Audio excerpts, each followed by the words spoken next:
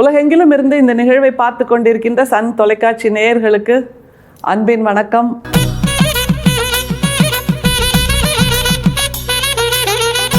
தமிழ் சித்தர் பாடல்கள் வரிசையில் வள்ளல் பெருமான் அவரோடு ஒரு நெடும் பயணம் செய்து கொண்டிருக்கிறோம். அவரோட பாடல்கள் எப்படிப்பட்டவை அப்படிங்கிறதுக்கு ஊரன் அடிகள் அப்படிங்கிற மிகப்பெரிய தமிழ் அறிஞர் ஒரு வியாக்கியானம் கொடுத்துருக்காரு. என்ன அப்படின்னா, வள்ளல் பெருமானுடைய பாடல்கள் பண்டித பாமர ரஞ்சகமாக இருப்பதால் அவை பாண்டித்யம் தேவையில்லாமல், பண்டிதர்களின் துணை தேவையில்லாமல் எளியவர்களுக்கும் அழல் இடைப்பட்ட வெண்ணெய் போல் மனத்தை உருக்கி அங்கே ஈரம் கசிய செய்கின்றன. எவ்வளோ நீள வார்த்தை இல்லை. என்ன சொல்கிறாருன்னா, சிம்பிளாக அந்த பாடல்கள், நம்முடைய வள்ளல் பெருமானுடைய பாடல்களை புரிந்து கொள்வது எளியவர்களுக்கும் மிகச் சுலபம். அப்படி புரிந்து கொண்டால் அழலிடைப்பட்ட வெண்ணெய் போல், அதாவது நெருப்பில் பட்ட வெண்ணெய் என்ன ஆகும், உடனே உருகி போயிடும்ல, அந்த மாதிரி உருக வைத்து மனதில் ஈரத்தை கசிய வைக்கும் அப்படிங்கிறார். எப்போ ஊரனடிகள் சொல்கிறாரு? 200 வருஷம் கழித்து, அதாவது வள்ளல் பெருமான் தோன்றி அவருடைய பாடல்கள் தோன்றி 200 வருஷம் கழித்து சொல்கிறாருன்னா, அவருடைய பாடல்களில் அந்த ஈரம் பொதிய பொதிய பொதிய கசிய கசிய கசிய இருக்குது அப்படிங்கிறது தானே மிக முக்கியம். ஆனால் இன்றைக்கி நம்ம பார்க்க போகிற பாடல் என்ன தெரியுமா? 6ஆம் திருமுறையில் இருக்குது. 6ஆம் திருமுறைங்கிறது அவருடைய உச்சத்தின் பாடல்கள், நம்முடைய வள்ளல் பெருமானின் உச்சத்தின் பாடல்கள், ஞான வெளிச்சத்தின் பாடல்கள். அதில் குழப்பம், தயக்கம் அல்லது உழந்துழல்தல் அப்படிங்கிறது எதுவுமே இல்லை. தெளிவாயிட்டார். தேடலின் பயனை அனுபவித்து விட்டார் வள்ளல் பெருமான் அப்படிங்கிற நிலையில் இருக்கக்கூடிய பாடல்கள். ஆனால் அதில் கூட ஒரு சின்ன சஞ்சலம் நம்முடைய வள்ளல் பெருமான்கிட்ட இருக்குது அப்படிங்கிறது இந்த பாடலில் தெரியுது. பாருங்களேன், அந்த பாடலை ஆச்சரியமாக இருக்குது. நம்மோட குரலை தான் வள்ளல் பெருமான் சொல்கிறாரா, இது நானும் இப்படி தானே நினைக்கிறேன் அப்படிங்கிற மாதிரி உணர்வை தருகின்ற ஒரு பாடல். எளிய பாடல், 4 வரிகள். அதற்கென்று விளக்கம் தேவையே இல்லை என்பதுதான் இந்த பாடலின் அழகு.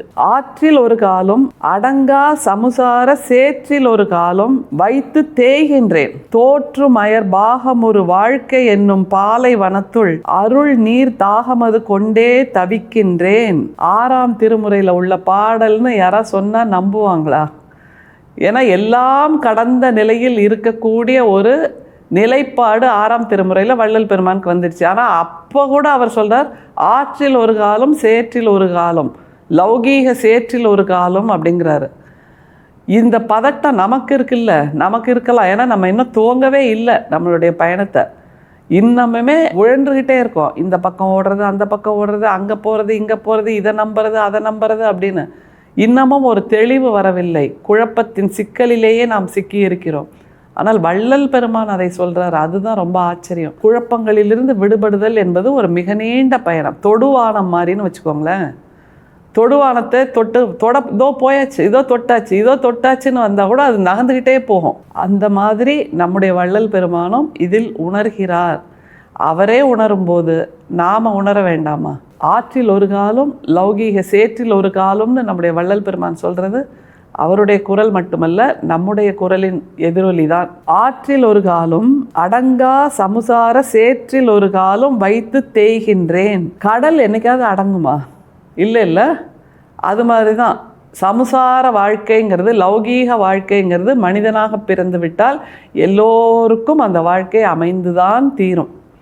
அதுலேருந்து விடுபடல் என்பது கிடையவே கிடையாது. சரி, துறவரம் போயிட்டால் அதுலேருந்து விடுபட்டலாமே அப்படின்னு தோணும். இல்லை, துறவரம் மேற்கொள்பவர்களுக்கும் அதற்குண்டான லௌகீகங்கள் என்பது சில உண்டு.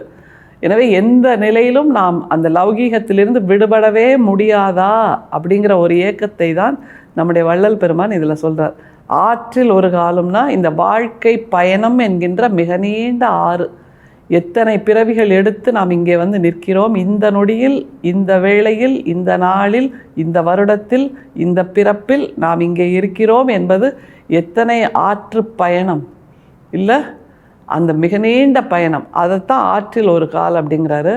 சேருங்கிறது லௌகீக அந்த பயணத்தை சொல்கிறார். மனிதர்களென்று பிறந்து விட்டால் அதற்கென்று பல கடமைகள் இருந்துதான் தீரும்.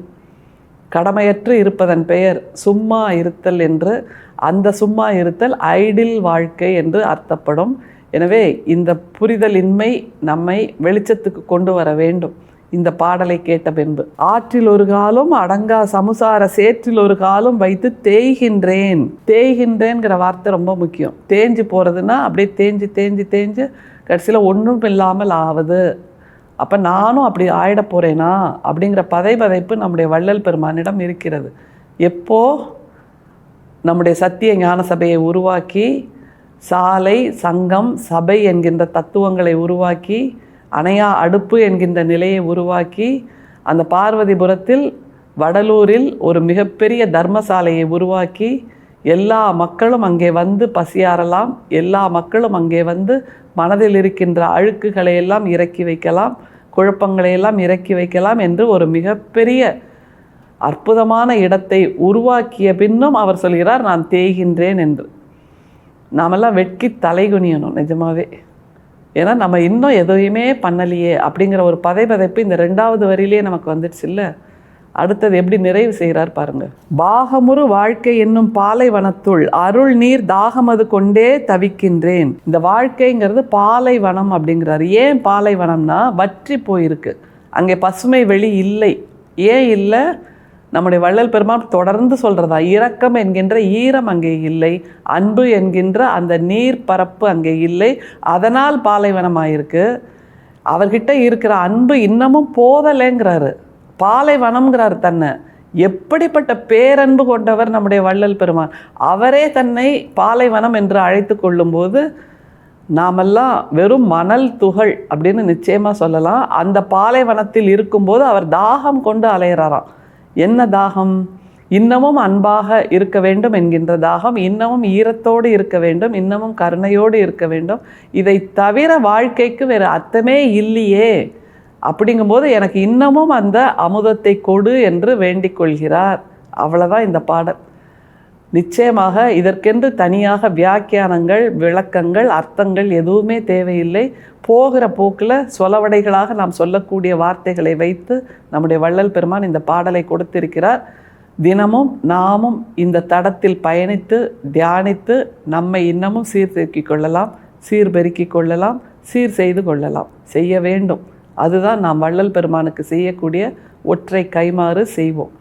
அருட்பெரும் சோதி, அருட்பெரும் சோதி, தனிப்பெரும் கருணை, அருட்பெரும் சோதி. மீண்டும் சந்திப்போம். நன்றி, வணக்கம்.